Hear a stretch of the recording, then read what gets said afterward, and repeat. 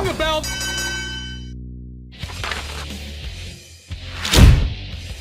Hello everyone, and welcome to the Slam Society. Welcome to our review show here of WWE Money in the Bank 2024 from the Scotiabank Arena in Toronto, Ontario, Canada, in front of 19,858 fans. I'm Karlifornia. This is Jooseyboy. How are you going, mate? Yeah, dude, not too bad.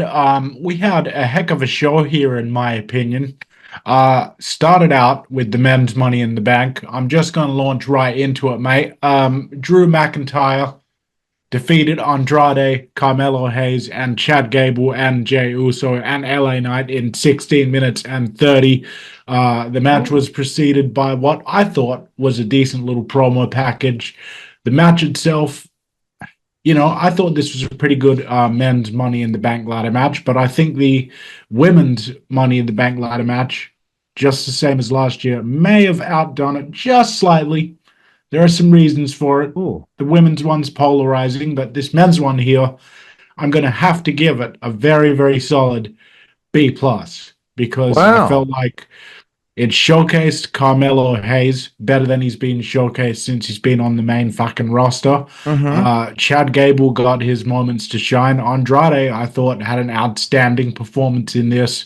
LA Knight took a couple of hellacious bumps. Jey Uso was over as hell. And McIntyre just looked like a beast that was just bent on just mad, basically. Hell-bent. So, Do you mean hell-bent? Yeah, so overall, I thought it was a really great way to start the show. Over to you, bro. Wow, so we really are trying to make this a very quick review, Jooseyboy, because that was scintillating how quickly that you wanted to blow by that. Very important matchup here, which had huge stakes, where the winner was going to have a briefcase to challenge a champion later in the show, and you just wanted to just okay, I'm being annoying. You know what? It was a good opening to the show. They need to open the show with one of them because you need that gap. Who did you think was going to win prior to the match beginning? Drew McIntyre. You thought the whole time Drew was going to win? Yeah. See, because I thought a lot of people were saying that they thought that Jey Uso was going to win. And Nerdcore, who's like one of my annoying friends from #Pro Wrestling on the Rizon Network on IRC chat, he was like, "Oh, that was so predictable." I'm like, "Yeah, well, AEW's pay-per-view, every match is predictable, so fuck you." I thought, I wasn't sure. You know what? I thought Punk was going to screw Drew in this match. I didn't think he was going to do, and I got something to say about that later. I thought it was good that they were concerning themselves with trying to climb the ladder, as opposed to Forbidden Door, where it felt like that they were just trying to set up a ladder to jump off to go to the outside of the ring. They weren't trying to climb the ladder and grab the fucking briefcase or championship. Here, it felt like that they were making a concerted effort for it, Jooseyboy. I thought to myself, you know what, LA Knight is definitely not going to win this, because I see him doing some stuff with Logan. They're really trying with Carmelo Hayes, and I will say this, I think Carmelo nailed it in NXT, but he was heavily edited and given a week to practice his promos, a week to practice his matches, and now things are a little bit quicker and tighter on the main roster. I think he's had a bit of a hard time, you know, getting onto the main roster and being the Carmelo that he was in NXT. But it's the same for everyone from NXT that comes up to that main roster. It feels like they have this time in the Performance Center to practice their match or practice their promo, probably ahead of time. Main roster, bang, bang, bang, boom, boom, boom. They're being giving all being given all of this stuff to learn on the day. So I think they've had a hard time. I think the only person, and I talked about this with my good friend Mr. Bay Ragney on his show. We talked about the fact that Tiffany Stratton feels like she's the main one out of all of these NXT people that have come up to the main roster this year that has actually really flourished in comparison to Carmelo, Ilya Dragunov, Braun, Blair Davenport, Kiana James, etc., etc., etc. Anyway, Juicy, I know I'm going to ramble too much here, and I'm going to try and cut that down, but this was definitely not as good as the women's one, but it was still a decent men's Money in the Bank ladder match. Drew getting the win. When I saw it happen, I'm like, of course, let's go with him, because as far as I'm concerned, his heel work since turning heel properly has been one of the best characters on the show. And I also loved when Jay was climbing the ladder and Drew just like javelined a fucking ladder in the gut. Oh, man. We love violence. Okay, Juicy Boy, let's move forward. Intercontinental Championship. I know you've got a lot to say about this, so you know what? I'm going to let you take the floor again first. Bron Breakker challenging Sami Zayn for the Intercontinental Championship here on Money in the Bank. Look, it was a good match, B-, but there's a huge problem with the finish. Braun shouldn't have lost this match. I don't care what you want to say about building up, title legitimacy with the IC title. It's already been reestablished. It's not like Sammy's had a really short reign with it as it is, and it's his fourth reign. If you're not going to have Braun win the title off him, you do a DQ or something else like that. I'm not convinced that 2 haluva kicks as opposed to 1 is just enough to pin Bron Breakker. I think that was a big mistake. I think it's not as, I'm not going to do one of those typical wrestling fan things and say that they've buried Bron Breakker. I think Bron's going to be fine after having lost this match. I just think it was the wrong call. I think if he had either won the match outright or gotten into a hissy fit and ended up getting himself DQ'd against a popular star like Sami Zayn, that would have just continued the growing movement behind him. There's like this animosity towards his heel persona, but people are wanting to embrace that so that he can then turn into the cool heel that eventually becomes a babyface. And so I feel like the fans have kind of anointed him as sort of like the next Brock Lesnar, Batista type character that's going to run through everybody. I think that's what people eventually want. And I don't know. I mean, it's Toronto, so they popped for it. You can't deny that. The crowd was great all night, but I wouldn't have had Bron Breakker lose the match. All right, that's it. Over to you. Interesting. It was interesting getting Bay Ragney's opinion on this, because he hasn't seen a lot of Bron Breakker. He's only seen when he debuted in the Rumble. And he got to do his thing where he bounces off the ropes harder than WCW Steve Austin. But he felt like... and I also agree, I felt like Bron and Sammy did not click. Bron has actually only had 119 matches in his career, including this one. 119 matches. That's it. He's already that good after 119. He's not going to be perfect, but one point that I brought up earlier today was back in the day when they had pay-per-views in the 90s, let's say, this was the example I used. If Lex Luger is challenging Razor Ramon for the Intercontinental Championship at In Your House, blah, blah, they are going to probably work on live events 20, 30 times before they get to that pay-per-view. So they've got that match down pat. They've found their chemistry. Bron Breakker, since being on the main roster, has not worked one live event. Sammy's done a couple of that. They don't do as many live events as they used to.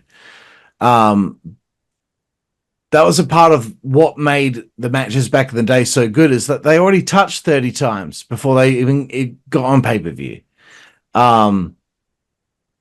It's a big problem that I see with AEW. They don't do live events, so they have these matches for the first time on the pay-per-view, and it's a bit clunky. And I felt like Braun and Sammy was a bit clunky. Here's the thing, right? They've been building Braun as a killer, Juicy Boy. He's a killer. He wasted fucking Ricochet. He's a killer, right?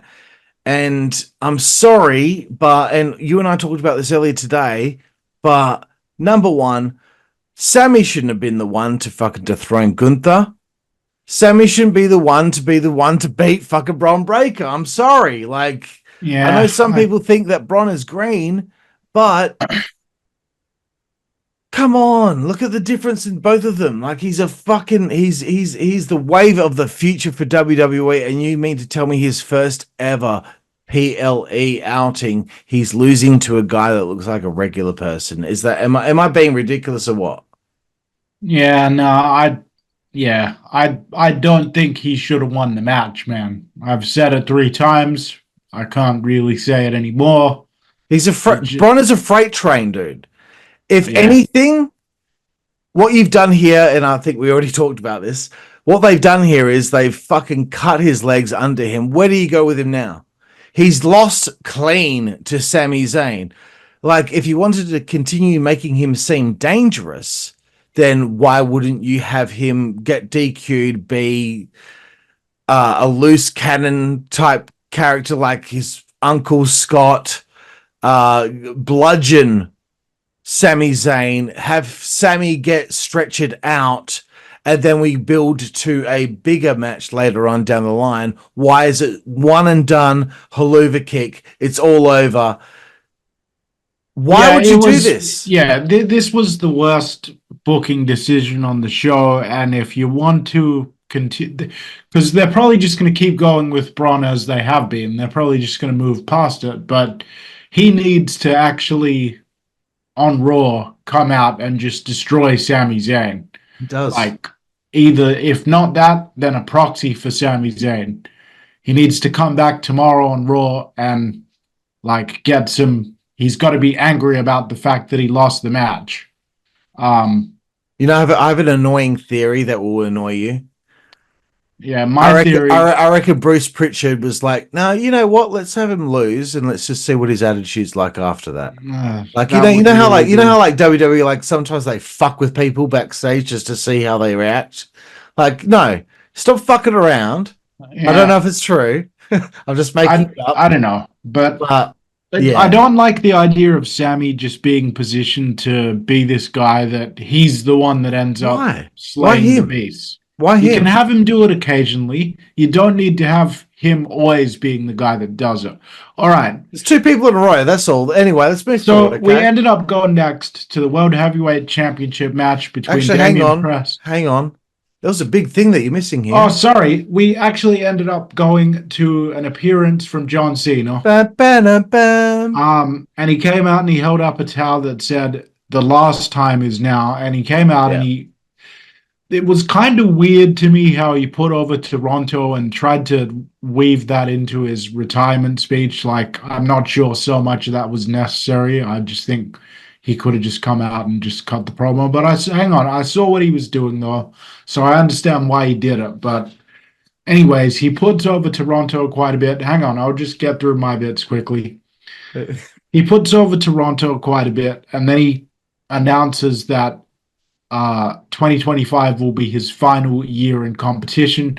He says next year's Rumble will be his last, next year's Chamber will be his last, next year's Mania will be his last. At the press conference after the show, Mr. Cena would go on to detail that WrestleMania will not be his retirement match. He plans to work dates January through December of that year,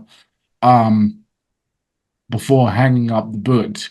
So I thought it was a really good promo. I thought that you could basically count it as another match or main segment of the show, and therefore I'm going to rate it. I'm going to rate it a B-, because it's not the greatest retirement announcement that I've ever heard, but it was pretty good. Like Cena's got a really good way of connecting with the audience.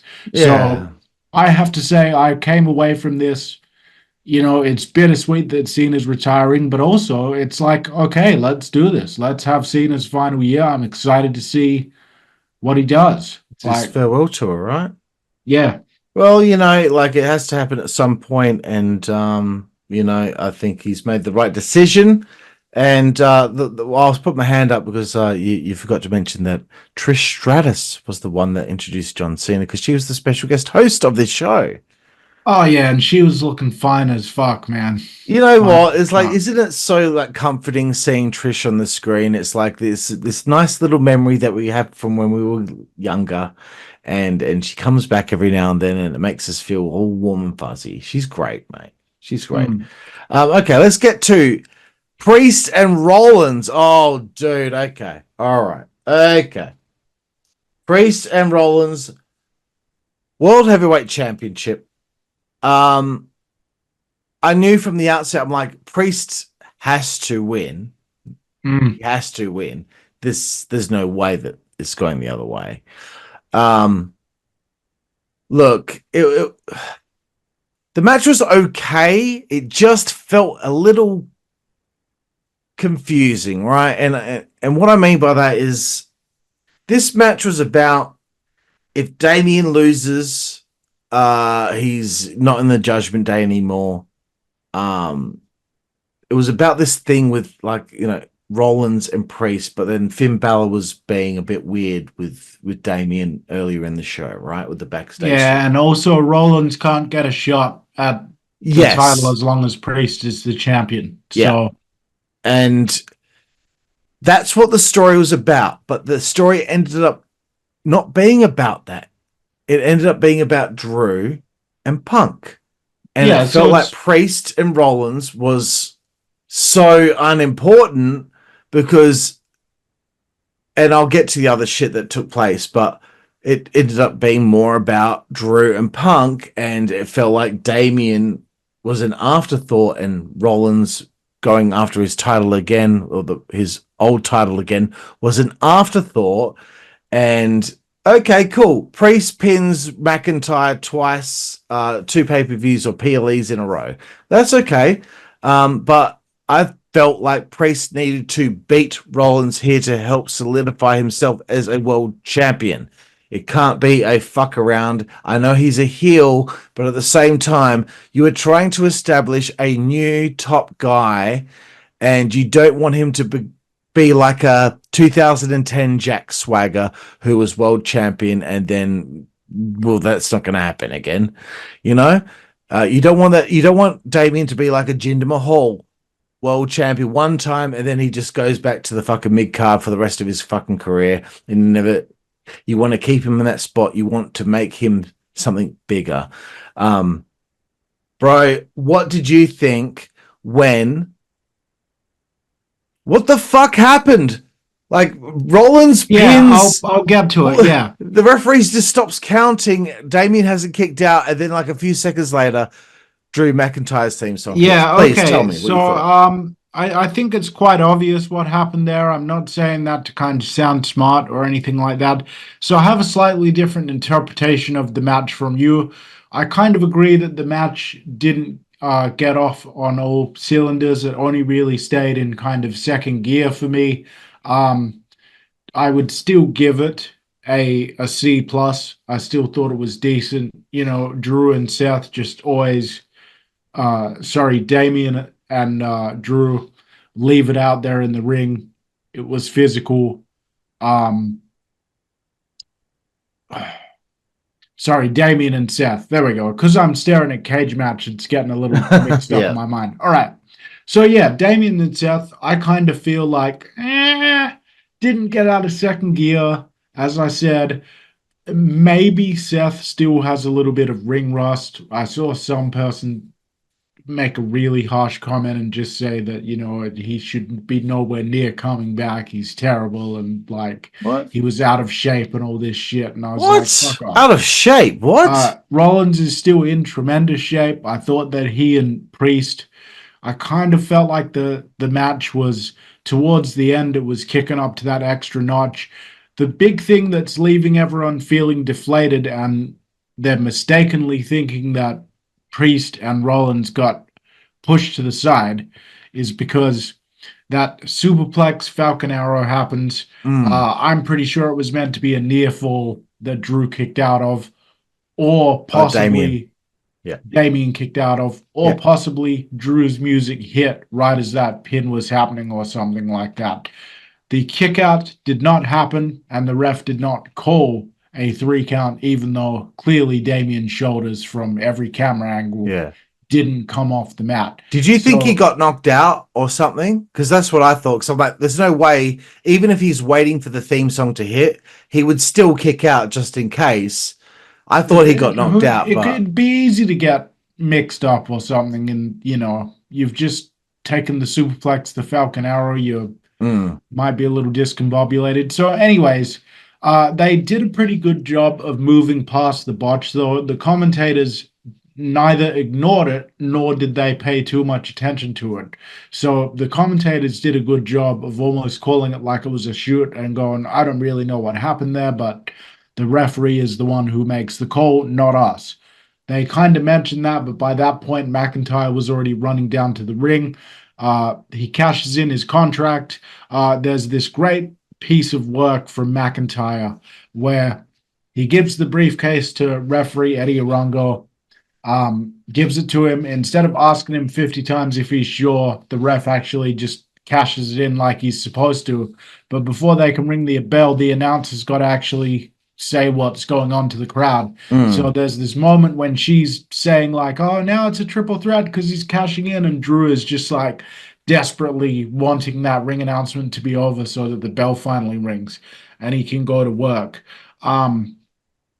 A lot of people I've seen complaining that Drew just keeps getting fucked over, and I even saw one person say, "What's the point of doing Drew versus Punk now? Drew's just being totally buried." And it's like, no, it's not. Everything bad happening to him is just gasoline being thrown onto this fire why do I that is always say Drew he's McIntyre. getting? Why do I always say he's getting buried? Let me just He knows what's going on. He's in. He's in on it. Yeah, so I actually thought it was a brilliant idea to have him say, all right, I'm going to win this money in the bank. And then after I do, I'm cashing it in that very same night. And I'm winning the championship back off the guy that cashed in on me at WrestleMania. And I'm going to take it back.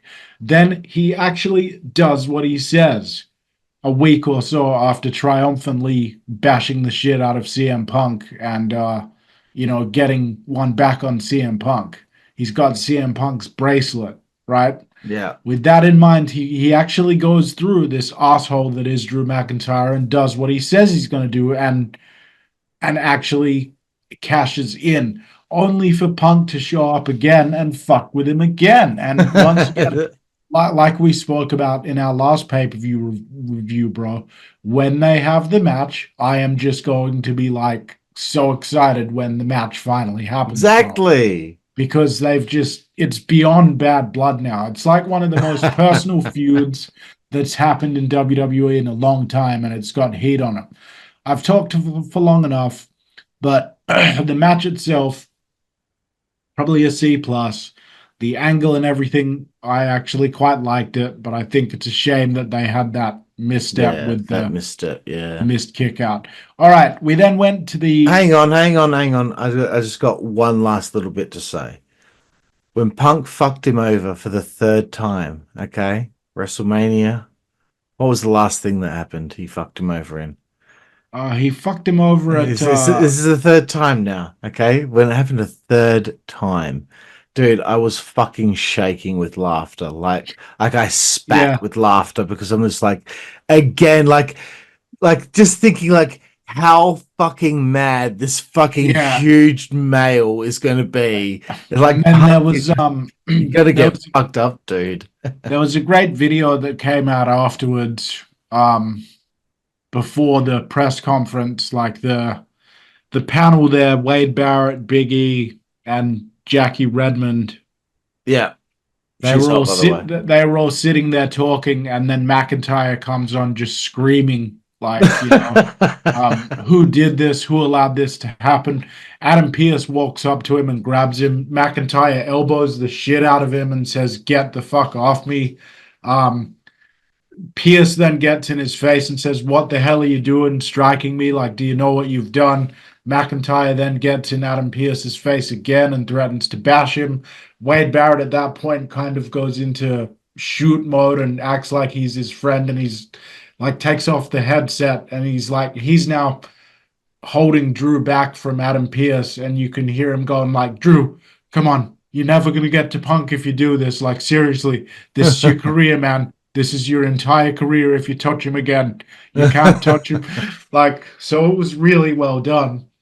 And then McIntyre stormed off. So they did indeed. And I want to mention as well, I don't think that Priest and Rollins got thrown aside, because after the match, you saw Rollins have the stare down with Punk, because Rollins now can't get another shot at that championship as long as Damian Priest holds the belt, which means that it would have been in Seth's favor for Drew to win it anyway, if anything. And, obviously Seth was scheduled to be Punk's Mania opponent before he got injured. And that's why Seth was so mad at Punk afterward. So they're threading that shit together. I don't really understand what the comments that I've read sort of suggest. Well, it's because they're morons, bro. Let's get to the women's Money in the Bank. Match. Bro, the match of the show. So women's Money in the Bank, bro. Yeah, so this match is getting an A- from me. Tiffany Stratton defeated Chelsea Green, Io Sky, Lyra, Valkyria, Naomi, and Zoe Stark in 16 minutes 52. Right. Actually, I've got 16 minutes 50 here, so we've got some conflicting reports. Shut the fuck up. He's really trying to get through this. I'm sorry. I'm trying to prolong it. So I think that, once again, like I said earlier on, I think that for the second year in a row, the women's Money in the Bank ladder match has just eked out the men's in terms of being better. Like, the men's was cool as well, but I think this one's got it. There were several things that were kind of flubbed up. There were a bunch of dangerous-looking bumps. However, this kind of match, although you don't want anyone to get hurt, I don't mind if everything doesn't get pulled off 100% perfect. I don't mind if things look a little car crashy and a little dangerous, because you're working with ladders in a wrestling match. It's going to be chaotic and, unpredictable. So that really worked for me. Zoe Stark really took a hell of a lot of punishment. Naomi, I think, had her best performance since being back in WWE. I think she was on fire in this match. Everything that she hit, I think she nailed it. She took every single woman in this match, took some crazy bumps. Io got the absolute crap kicked out of her. Chelsea taking that great bump through the tables at the end. Yeah. The crowd was really into her. That's that shit. Tiffany Stratton was probably the star of the match, but Lyra Valkyria, like, everyone got their She showed up, bro. Lyra Valkyria. I always say Lyra as well. Lyra Valkyria showed the fuck up here. She killed it, man. Yeah, so this is probably the best women's Money in the Bank ladder match ever so far. It was really good. And I really enjoyed it. And I have to say, it pumped me up and got me into a good mood for the main event to follow it. And I think, obviously, the right woman won. The crowd in the arena obviously was going for Chelsea Green, but it's Tiffany Stratton's time. She's a mean machine. She keeps her motor clean.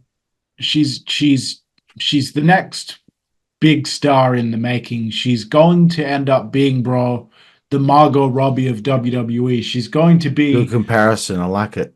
Yeah, and not even that, bro. More than that, I think she could end up being like almost like the Marilyn Monroe of the WWE. Like, because I think But if Riddle was doing it, would be Marilyn Monroe. I fucking got you again. I got you again with that shit. Marilyn So why don't you just tell me what you thought of the women's Money in the Bank? Okay, dude. Honestly, okay. This was better than the men's. The women were going fucking balls to the wall. Chelsea, it was obviously the hometown favorite. Very impressed with her and her character work in this. As I said, Lyra Valkyria, she showed up, bro.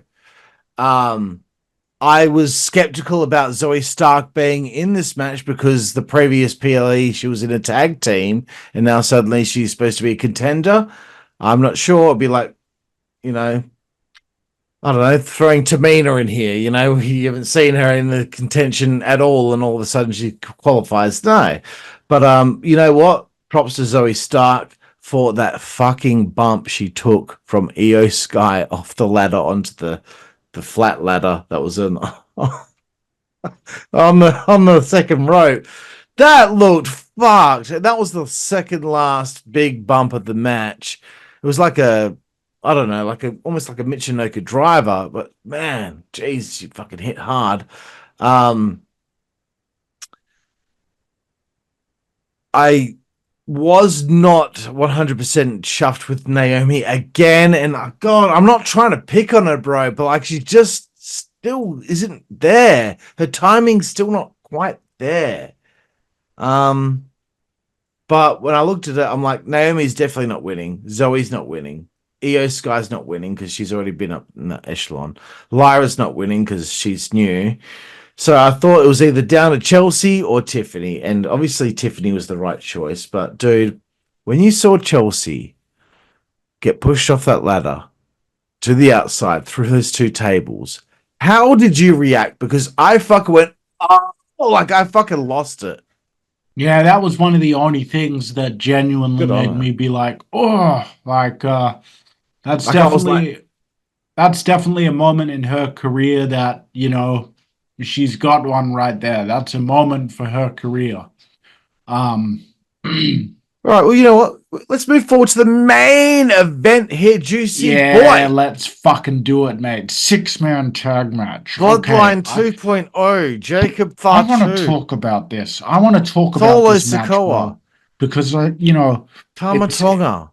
it's an interesting decision to have a six-man tag match featuring your WWE champion be your main event of your pay-per-view. I loved the way that at the beginning of the show it opened up with shots of the guys from the babyface side of this tag team, Owens, Orton, and Cody, showing up at the arena, each in their own individual ways. It's much more sports like. It gets you a sense that they're unified going into this. Yep. Okay, Bloodline comes out. Jacob Fatu looking like the leader. I liked it.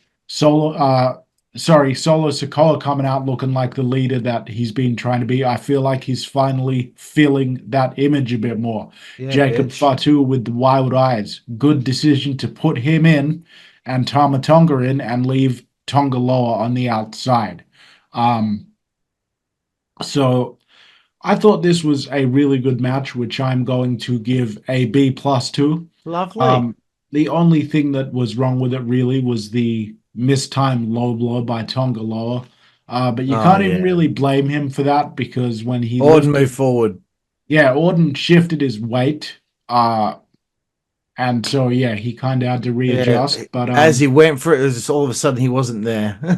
so there was a sense of physicality in this match. There was a sense of desperation because Orton and Owens in particular really took a lot of the heat, especially Orton. Mm. And the bloodline just continually kept on cutting the baby faces off, building for that tag in from Cody. Um, uh, Waiting to see him make that big comeback and hit the crossroads. I think a lot of people in the audience were probably assuming what with Kevin Owens' mom and it being Randy Orton and Cody Rhodes, I think they were probably assuming that uh, the baby faces would win. Uh, I'm glad that they did not. I thought the bloodline needed this win. It doesn't hurt any of the baby faces to take this loss. I like that Cody took the pin because it's okay for him to take the pin in situations like this. It doesn't damage him. Uh, I No, it like the was good. It fact was that good he took the pin. I think so. they didn't uh, work an extended sequence into this match so that Jacob Fatu could do every single move in his repertoire.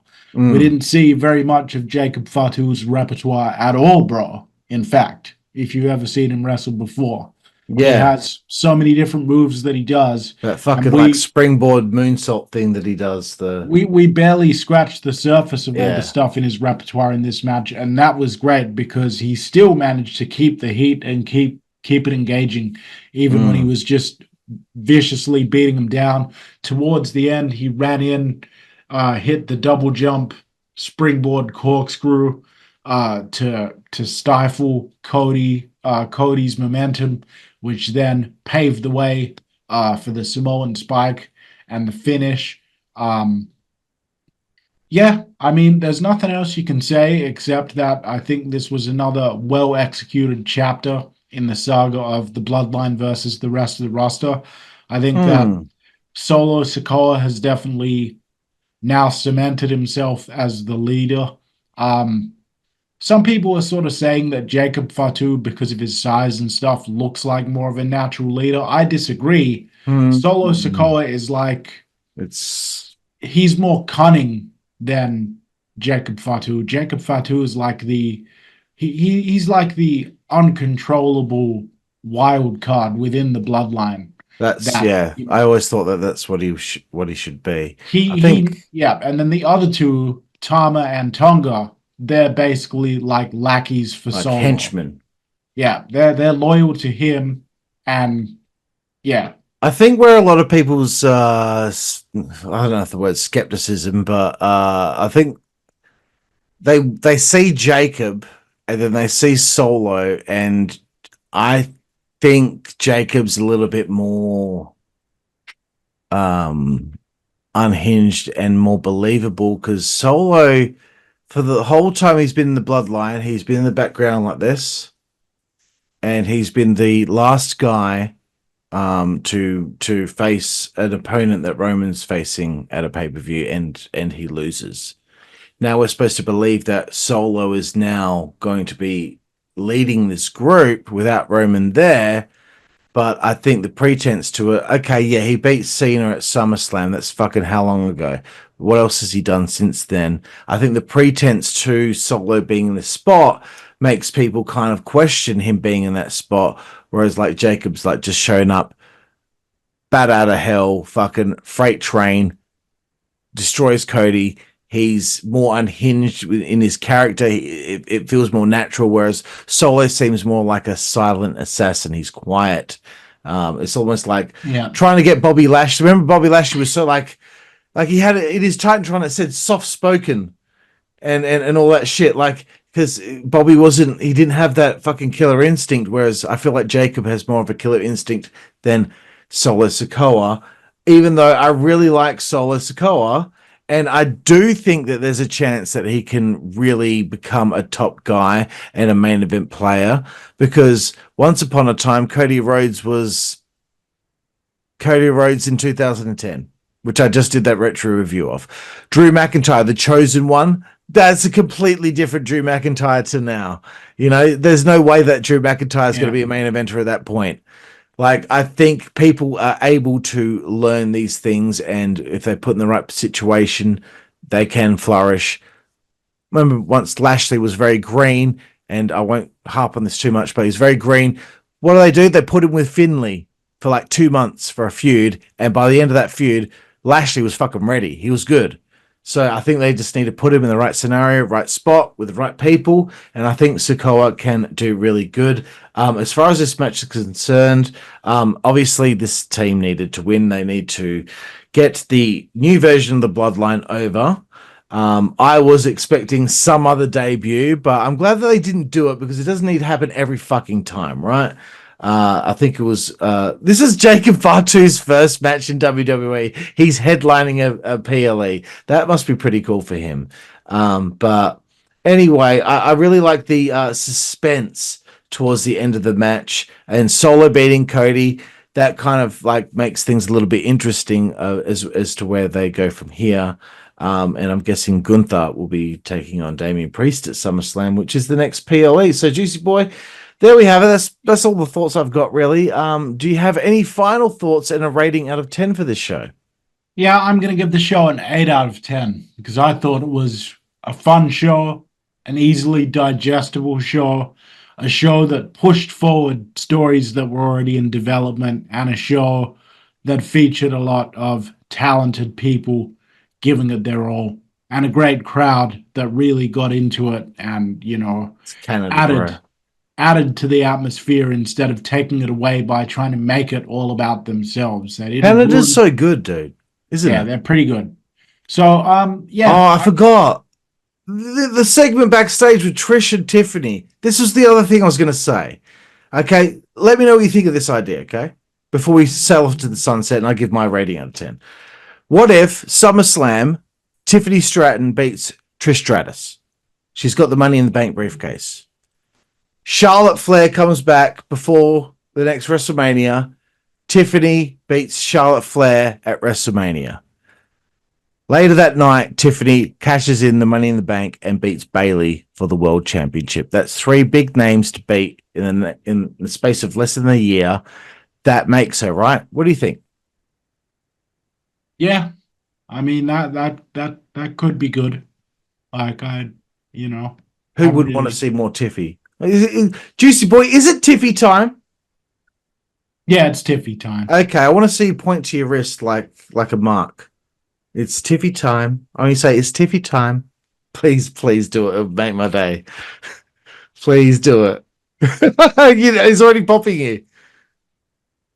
No, say it. Yeah, it's Tiffy time. But you're gonna say it like kind of like cute, like it's Tiffy time. Come on. It's Tiffy time. No, say it cute. It's Tiffy time. No, Do it t with a higher pitched voice. It's Tiffy no. time. Do it! Wrap up the show. Okay, fine. Everyone out there, please, in the comments, please chastise and rip into Juicy Boy for not having the balls to say it's Tiffy time. Thank you all for joining us here, and my rating out of 10 will be a 7 out of 10. So thank you, Juicy Boy, for your time, even though you are the biggest wimp ever. Say it. He's not going to say it. Thank you all out there for joining us here on the Slam Society. Please like and subscribe. Please let everyone know out there about our channel. Check out Slam Society Extra, our sister channel. And also, please see us down the road. Thank you. Just say it just once. We're off the air now. Just say it once. It's Tiffy time. I just no. What are you scared of? What are you... It's not that I'm scared. It's just Why would you be scared? It's just stupid. It is stupid. It's like me getting you and Jack to go L.A. night. Yeah. Just do it. It's Tiffy time.